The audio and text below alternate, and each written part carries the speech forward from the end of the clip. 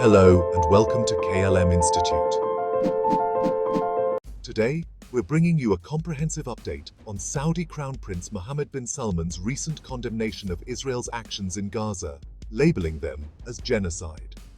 This statement came during a joint summit hosted by the Arab League and the Organisation of Islamic Cooperation in Riyadh, where Arab and Muslim leaders addressed the humanitarian crisis in Gaza and expressed unified calls for an immediate ceasefire. Key highlights from the summit. Saudi Arabia's Crown Prince and de facto leader, Mohammed bin Salman, used the summit as a platform to deliver a powerful speech denouncing Israel's offensive actions against Palestinians.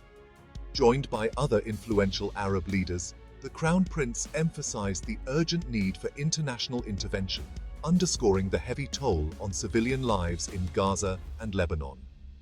The summit was described by Prince Mohammed as a continuation of previous regional efforts to counter what he called heinous Israeli aggressions against the Palestinian population.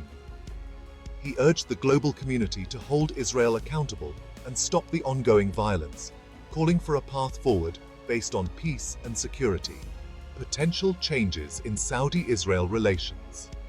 Despite recent speculations about Saudi Arabia and Israel normalizing relations, Crown Prince Mohammed reiterated that the kingdom's official stance remains committed to the establishment of a Palestinian state, with East Jerusalem as its capital. This condition remains central to any potential diplomatic ties with Israel. He condemned Israel's restrictions on Palestinian authorities, asserting that these policies obstruct peace initiatives in the region. In his speech, Prince Mohammed criticized Israel's treatment of the Al-Aqsa Mosque and condemned actions perceived as desecration of this sacred site. He also spoke out against Israel's restrictions on the United Nations Relief and Works Agency for Palestine refugees, noting that the ongoing pressure on aid agencies has exacerbated the humanitarian crisis in Gaza. Additionally, he voiced concern over Israel's ban on UNRWA and the military assaults on humanitarian groups providing essential services in Gaza. Warnings of further regional escalation. Addressing concerns of an expanded conflict, Prince Mohammed cautioned against Israeli military actions in Lebanon, warning of catastrophic consequences for the region if the violence continues unchecked. He also called on the international community to ensure Israel respects Iran's territorial sovereignty to prevent further destabilization in the Middle East. Perspectives from other leaders. Several prominent leaders shared similar sentiments. Palestinian Authority President Mahmoud Abbas urged the international community to impose sanctions on Israel and demanded a halt to settlement expansions within the next year. Egyptian President Abdel Fattah el-Sisi refrained from labeling the violence as genocide, but denounced what he called the systematic killing of civilians in Gaza.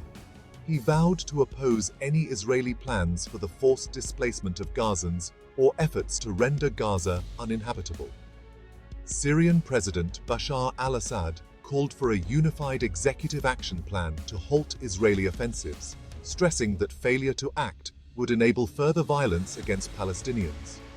Turkish President Recep Tayyip Erdogan echoed the condemnation, highlighting Western support for Israel and warning of Israeli plans to annihilate Palestinians. Erdogan called for a unified Muslim response to counter what he referred to as genocide in Palestine. The path forward. The leaders at the summit collectively demanded international accountability, reiterating their commitment to a two-state solution. They emphasized the importance of coordinated diplomatic efforts, humanitarian aid, and international pressure to bring an end to the violence. Thank you for tuning in to KLM Institute. Stay connected with us for more updates on international events, and remember to like, share, and subscribe for comprehensive coverage and analysis.